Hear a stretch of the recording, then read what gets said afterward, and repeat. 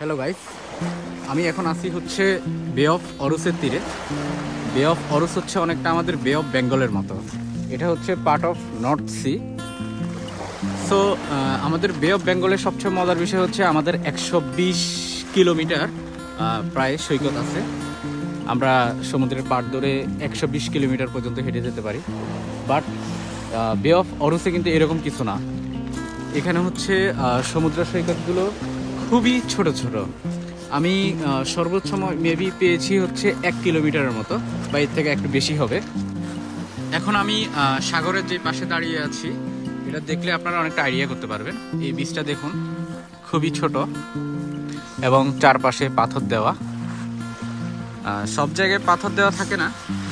সাগরের ঠিক অপোজিট পাশে, আমি যেই পাশে দাঁড়িয়ে আছি তার অপোজিট পাশে যে বীজটা আছে, ওখানে আছে অন্তত কিলোমিটারের মতো বীজ। তো মোটামুটি সবাই ওইদিকে যায়। আজকে এখানেও আসে। আজকে এখন যেহেতু বড়দিনের বন্ধ, এই উপলক্ষে আসলে সব কিছু এখন শুনশান নীরব, মানুষজন তেমন খুব একটা বেশি নাই। এবং ঢেউটাও এখানে খুবই সামান্য, আমাদের কক্সবাজারের মতো না, ইভেন কি পতেঙ্গার মতো না। আমি যদি ক্যামেরাটা একটু জুম করি, এখানে হচ্ছে অরুস পোর্ট দেখা যাচ্ছে, এবং এখানে যে দু চারটা সিস্টার ইন্ডাস্ট্রি আছে, সবই এইখানেই অবস্থিত, সাগরের পাশেই। আজকে আমার বের হওয়ার মূল উদ্দেশ্য হচ্ছে সাইক্লিং করা।